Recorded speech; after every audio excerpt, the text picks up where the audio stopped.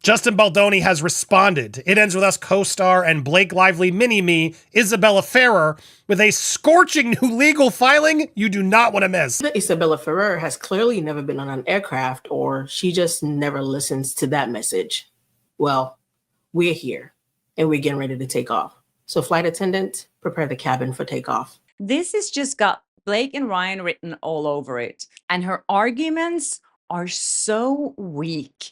So as you know, I did a video last week about how Isabella Ferrer is hiding from Justin Baldoni's lawyers because she doesn't want to be subpoenaed. They tried to subpoena her several times, and then they finally wrote a letter to the judge saying it's impossible to get hold of Isabella Ferrer. This brilliant reverse Uno card on this. Props to his attorney, Kevin Fritz, who brought it on this, because look, this wasn't a good look for Justin at all, and Blake clearly knew it. Isabella clearly knew it. And now, of course, since our reporting yesterday, all the headlines are running into the Justin Baldoni harassed another co-stars. I'm sure you've seen it by now, but Isabella Ferrer, well, I guess she's found her voice.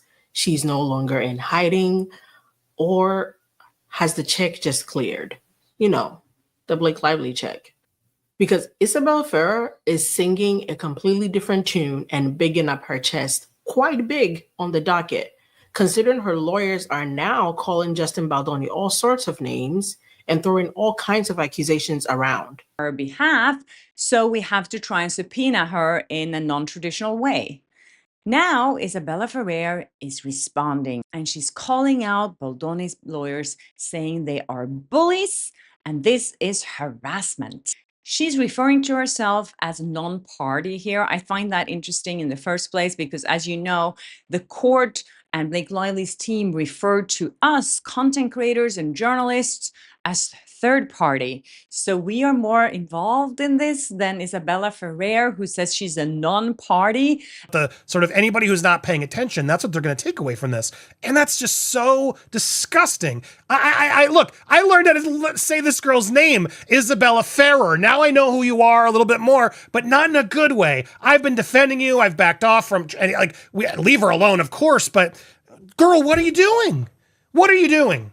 If you got an issue with this man, then say it. Don't say it because he's trying to save his career and his reputation. I missed a lot, and I apologize. I won't have the time to go through everything again today because I'm quite angry about this and I'm quite drained. And honestly, like, I got my venting done on the live. So I'm going to just try to hit you with the highlights of what's going on this document. And I'm very, very confused, but I'm not surprised because if you guys will remember from the beginning, every video I made that involved Isabella Ferrer, I made the point to be clear about not infantilizing her. The story just escalated. Isabella Ferrer is now accusing Justin Baldoni of harassment in court, claiming his attempt to subpoena her was an act of intimidation. And this update is shaking up the already volatile legal battle surrounding It Ends With Us. Ferrer, who audiences will remember as the young Lily Bloom in the film, wasn't just a minor presence. She was part of the emotional core of the story. After filming, she praised Baldoni publicly, thanking him for creating what she called a safe and welcoming environment. But in this new filing, her words couldn't be more different. She claims Baldoni and his team are manipulating her, pressuring her, even trying to control her through legal tactics. Now here's the twist. Ferrer had no problem cooperating when Blake Lively's team subpoenaed her earlier this year. But the moment Wayfarer, Baldoni's company, attempted the same, her lawyer pushed back aggressively. Instead of simply rejecting the subpoena, they went on the offensive, filling their opposition with loaded terms like harass more than a dozen times.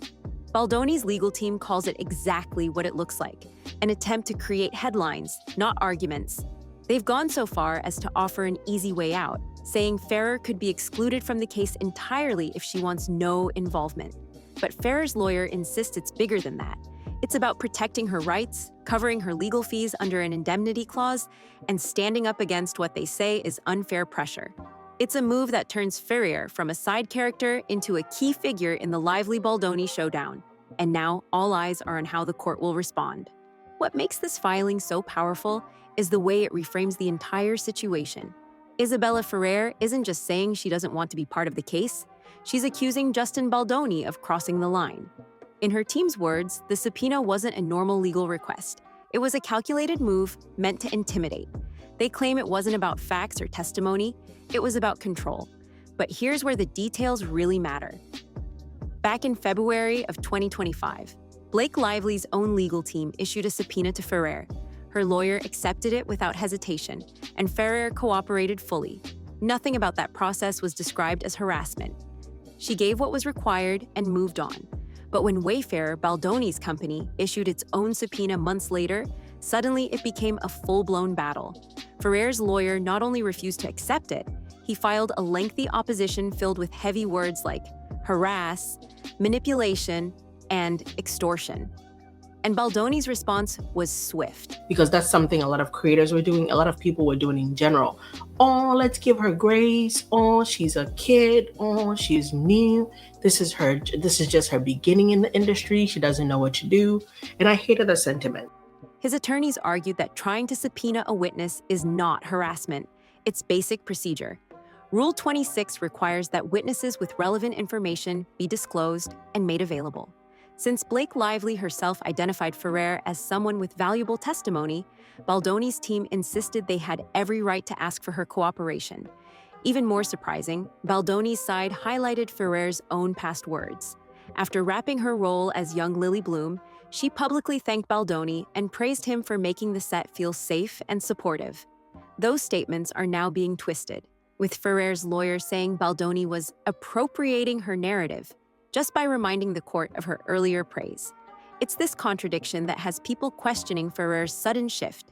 Why was it fine to comply with Blake Lively's subpoena, but harassment to comply with Baldoni's? Why did her team not only reject the request, but escalate it into such a public attack? And that's what makes this filing so dramatic. It's not just about whether Ferrer testifies, it's about perception.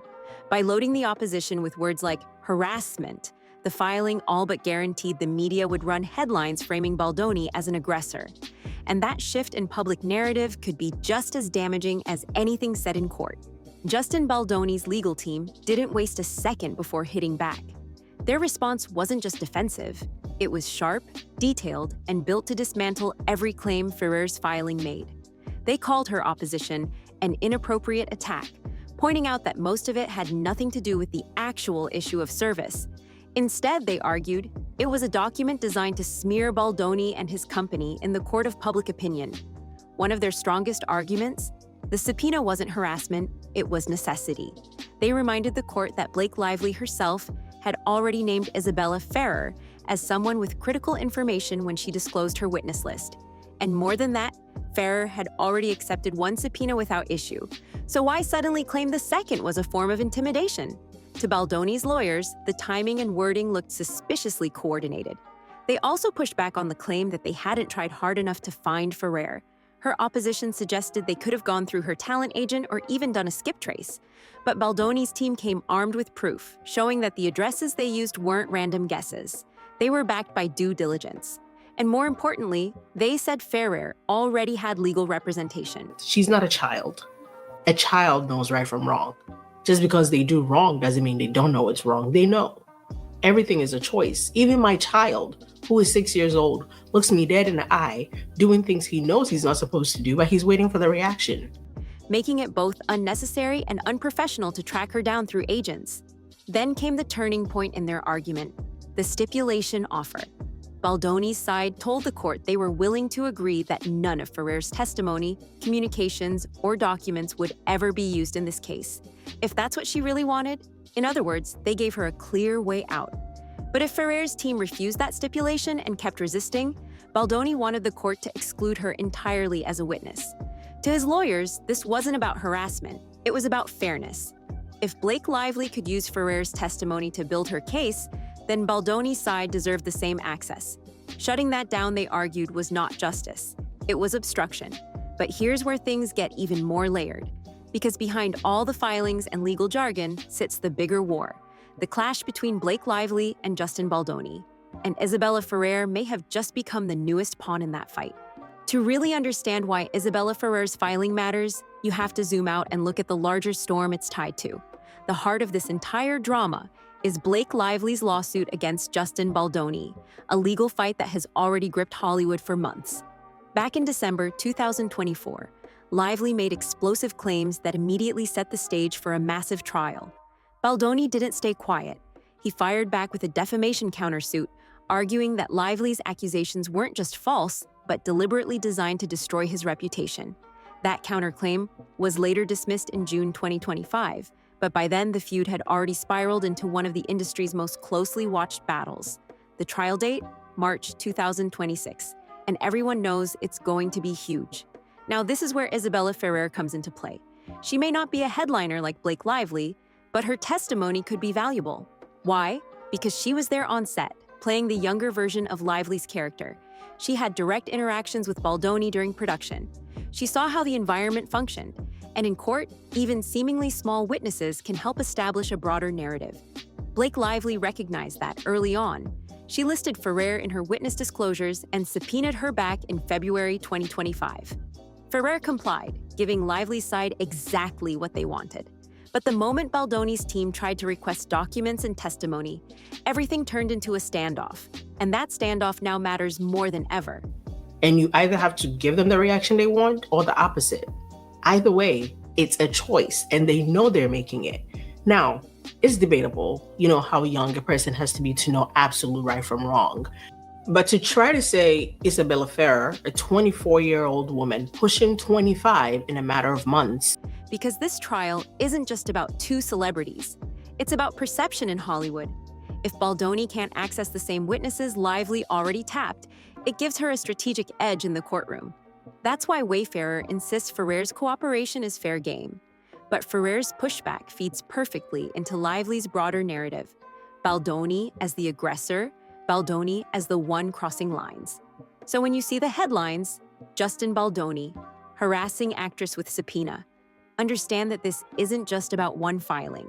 It's about stacking the deck before a blockbuster trial. And right now, Ferrer's sudden opposition plays directly into Blake Lively's strategy. But the real twist is still to come, because buried inside Ferrer's filing is an entirely different claim, one that has less to do with subpoenas and more to do with money. Just when you think this is all about subpoenas, another angle drops in, and it's about money. Isabella Ferrer's lawyer didn't just argue harassment. He pulled out a contract twist, claiming Baldoni's company Wayfarer actually breached its obligations to her. Here's how it works. In Hollywood contracts, especially for actors, there's often an indemnity clause. That's legal language meaning if the actor gets pulled into disputes connected to the project, the studio covers their legal fees. It's a protection mechanism, making sure performers don't go broke fighting in someone else's lawsuit. Ferrer's lawyer insists she's entitled to that protection. But according to the filing, Wayfarer didn't honor it. Instead, her team claims Baldoni's company offered coverage with strings attached. Essentially, that she had to give up control over how her legal response was handled. In other words, she could have her fees covered only if she let them dictate the strategy. And Ferrer's camp wasn't about to accept that. This is where things start looking less like a simple witness dispute and more like a corporate chess match. Because if her lawyer is right, this isn't just about whether Ferrer testifies. It's about whether Wayfarer used financial pressure to keep her in line. And in the court of public opinion, that allegation sounds almost as damaging as the harassment headline itself. Baldoni's team, of course, says none of this holds water. They argue the indemnity claim is just another distraction, a way for Ferrer's lawyer to inflate the fight and rack up fees. In fact, they flat out accused him of doing exactly that, creating issues where none should exist. But here's the catch. Even if the court doesn't buy Ferrer's legal argument, this twist keeps the headlines coming. Suddenly, the narrative isn't just about subpoenas, it's about contracts, obligations, and whether Baldoni's company strong-armed a young actress into silence. And when you add that layer on top of the existing trial, it paints a picture of chaos behind the scenes. A battle over testimony is one thing. A battle over money and control? That's something much bigger. But if Ferrer's indemnity claim widened the story, the next development practically set it on fire because it dragged the media spotlight into the fight like never before. Is a child and doesn't know much is absolutely wild, especially in this industry. People in this industry tend to have to grow up a little earlier, a little sooner, because you have to be you have to be taught and you have to be made to understand what industry you're walking into, what rooms you're walking into, the people you're surrounding yourself with. So I was never with the idea of calling her a child and giving her quote unquote grace and allowing, things to play out. Because the grace you guys have been giving her, she turned around, sharpened it, and turned it into a shiv, and she just stabbed everybody in the back. Because the way her lawyers are talking on the docket, which we're gonna get into it, because I mentioned on the live, the tonation, the way her lawyer is speaking, the way the motion is just written in general, some of the references they're making, it feels nothing like a new lawyer has entered the conversation. It feels nothing like there's a new lawyer in the docket. All I see and all I hear is Mike Gottlieb and Ezra Hudson in my ear. The moment Isabella Ferrer's filing hit the docket, the headlines practically wrote themselves. Words like harassment, control, and manipulation were sprinkled across the pages of her opposition more than a dozen times. And sure enough, news outlets ran with it. Justin Baldoni harassing actress made for the kind of headline that spreads fast, regardless of the legal context. That's the power of optics in Hollywood. Court filings aren't just legal documents anymore. They're part of a media strategy. And Ferrer's language felt tailor-made for public consumption. The repeated use of loaded words mirrored Blake Lively's earlier filings, almost as if both sides were following the same script to brand Baldoni in the worst possible light.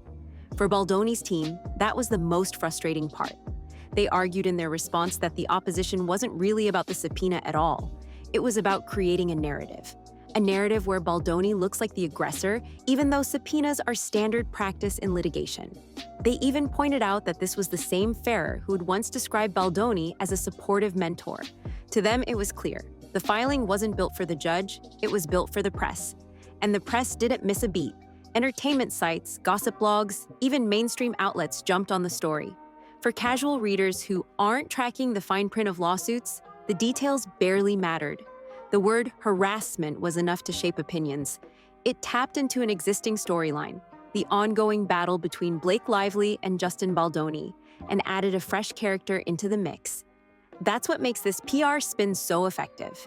Even if the court throws out Ferrer's arguments, the damage is already done. Baldoni has to fight not only in front of a judge, but in the court of public opinion. And in Hollywood, perception often cuts deeper than any legal ruling. But while the media circus was spinning, another contradiction was waiting to be exposed. The sharp contrast between what Ferrer once said about Baldoni and what she's saying now. One of the strangest parts of this entire saga is the complete reversal in Isabella Ferrer's tone. Not long ago, she was praising Justin Baldoni for creating a safe, supportive environment on the set of It Ends With Us. After wrapping her role as young Lily Bloom, Ferrer spoke about how much she appreciated the experience, calling it positive and encouraging. For Baldoni, that was validation of the kind of work culture he said he wanted to build. But now, that same director she once credited for making her feel secure is being framed as manipulative, controlling, and intimidating. In her filing, Ferrer's lawyer even argued that Baldoni was appropriating her narrative by reminding the court of her earlier positive remarks. To Baldoni's team, that claim bordered on absurd. They saw it as yet another attempt to weaponize perception, twisting past gratitude into something darker. This shift is what makes Ferrer's filing stand out from so many others. It's not just a legal dispute, it feels personal, almost like a betrayal of the very praise she once gave. And in Hollywood, that kind of reversal sparks questions. Was her original praise genuine, or has her perspective changed under pressure from the ongoing trial? Is she protecting herself, or is she being used as part of a larger strategy against Baldoni? These questions are impossible to ignore, especially because her testimony could matter in the upcoming trial. If Ferrer publicly praised Baldoni, only to later accuse him of intimidation, both sides could try to spin that contradiction to their advantage. I don't know if you guys will feel that way when you get a chance to read it for yourself or hear some of the quotes I'm going to bring up out of it, but it feels like she is in cahoots with Team Lively. I said it, sue me. Well, don't, but sue me. In the last video, we covered Isabella Ferrer was dodging a subpoena, pretty much. Lively's team might say her shift proves something changed behind the scenes. Baldoni's camp might argue it proves she's being coached to align with Lively's narrative. Whatever the truth is, one thing is certain: the contrast between past admiration and present hostility has turned Ferrer into one of the most unpredictable figures in this case. And unpredictability in court is dangerous. because neither side can be sure what she'll say if she's forced to testify. And that leads us to the bigger question. Beyond Ferrer's role, what does all of this mean for Justin Baldoni's future in Hollywood? For Justin Baldoni, the fallout from Isabella Ferrer's filing goes far beyond the courtroom. Even if the judge dismisses her arguments, the narrative damage is already done.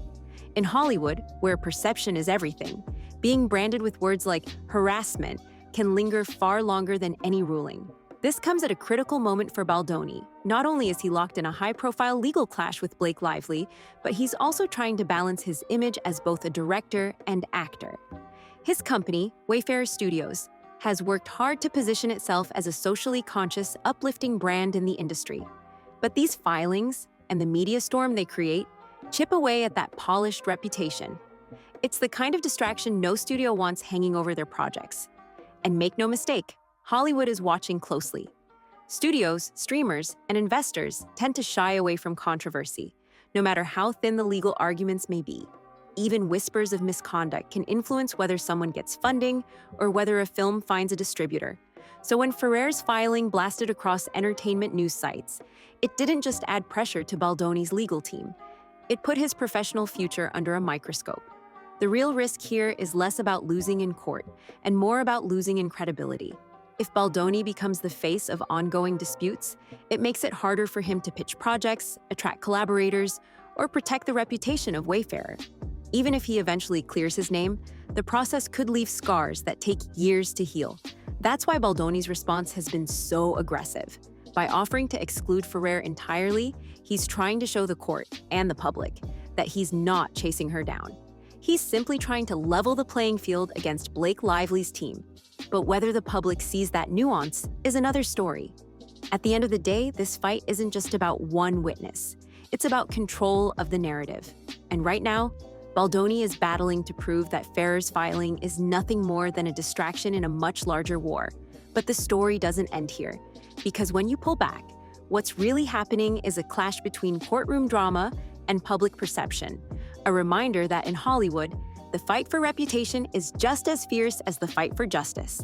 In the end, the clash between Isabella Ferrer and Justin Baldoni is about much more than a subpoena.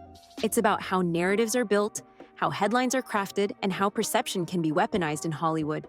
Ferrer went from praising Baldoni for creating a safe environment to accusing him of intimidation.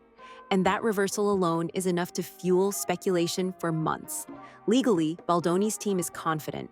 They argue that subpoenaing a witness isn't harassment, that they followed procedure, and that Ferrer's filing is nothing more than a coordinated attempt to smear his name. They even offered to remove her from the case entirely, just to prove their point. But in Hollywood, the law is only half the battle. The other half is fought in the court of public opinion, and that's where Ferrer's words have the most power. For Blake Lively's legal strategy, Ferrer's opposition is a gift. It feeds directly into the narrative of Baldoni as an aggressor, the same storyline that's been gaining traction since Lively first filed her claims in 2024. Every headline that uses the word harassment strengthens that image, regardless of what actually happens in court.